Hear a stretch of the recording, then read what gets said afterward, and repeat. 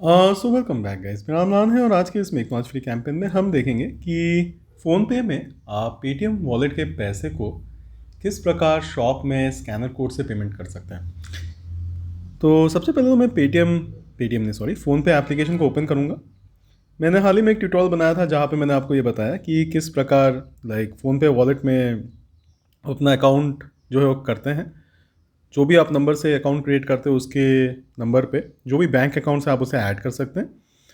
और फिलहाल PhonePe wallet में भी आप रिचार्ज जो है उन बैंकों से आप पैसे जमा कर सकते हैं। प्रॉब्लम ये है कि फ़ोनपे वॉलेट का जो ये पैसा है, जो भी पैसा वॉलेट में रहता है, इसको इस्तेमाल करके आप कोई दुकान के क्यूआर कोड में आप इस्तेमाल नहीं कर सकते हैं।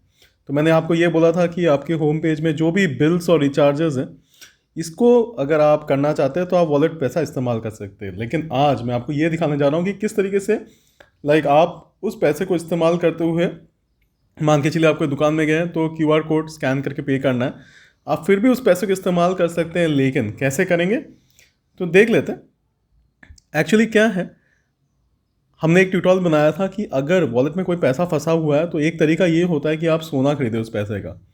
तो अभी हमारे पास, जैसे कि पहले देख लेते हैं वॉलेट में कितना पैसा अवेलेबल है। माई मनी में जाता हूँ, वॉलेट में देखता हूँ तो करीब 100 रुपये अवेलेबल है।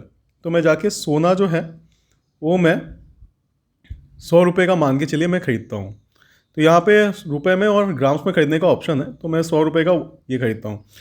ख़रीदते वक्त आप एक समझ जाना कि ये कमीशन या जीएसटी ये जो भी है वो लगेगा। तो अब जैसे कि मैं सोना ख़रीदना चाहता हूँ तो मैं वॉलेट का पैसा इस्तेमाल करना चाह रहा हूँ, ठीक है ना। तो अगर मैं इसको ख़रीदता हूँ तो वॉलेट का जो पैसा है वो इस्तेमाल हो रहा है इस वक्त। अब वॉलेट में कोई पैसा है नहीं। अब होता क्या है कि ये जो सोने का जो पैसा है जो हमने वॉलेट से इस्तेमाल किया है खरीदने के लिए, इसको हम 24 घंटे के बाद हम इसको बेच सकते हैं। तो आपको 24 घंटे के बाद कहाँ जाना है, फिर से सोने पे ही जाना है और सोने पे मोर ऑप्शंस में जाना है और आप सेल गोल्ड करोगे। आपको जो खरीदी खरीदी हुई आपकी वॉलेट का पैसा है शायद वो ना मिले, क्योंकि इसमें कमीशन और जीएसटी शायद आपको कट जाए। लेकिन मेरे अनुभव में मुझे उतना डिफरेंस नहीं लगा। तो एक दिन बाद, है ना, अभी एक दिन बाद आप उस अमाउंट को आप सेल कर सकते हो या सोने को सेल कर सकते हो। तो आपने 100 रुपये का खरीदा था, 100 रुपये का मेरे को बेचना है अभी, ठीक है ना। अब बेचते वक्त अब कौन से अकाउंट में क्रेडिट कराना है आपको वो आप देख लीजिए। तो आपके पास, मान के चलिए मैं अपना डिफ़ॉल्ट अकाउंट चेंज करा लेता हूँ यहाँ पे। तो माई मनी में जाऊँगा, मेरे बैंक अकाउंट्स में जाऊँगा। माई बैंक अकाउंट्स में मैं 93 को डिफ़ॉल्ट अकाउंट बना देता हूँ। अब मैं जाऊँगा फिर से सोने पे और मोर ऑप्शंस पे और सेल गोल्ड। और अब मैं अगर 100 रुपये का बेचता हूँ तो क्योंकि मैंने डिफ़ॉल्ट अकाउंट चेंज कर लिया है तो मेरे डिफ़ॉल्ट अकाउंट में ये पैसे आ जाएंगे। तो अब मैं इसको सेल कर लेता हूँ।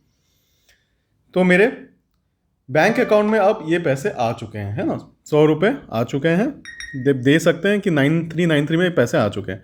अब मैं क्या करूँगा, मान के चलिए कि मुझे कहीं पे स्कैनर कोड से मुझे पैसे पे करना है। तो अब मैं कैसे पे करूँगा, जैसे हम नॉर्मली करते हैं, हम स्कैन कोड में जाते हैं, उसके बाद हम दुकानदार को बोलते हैं तुम अपना क्यूआर कोड बताओ।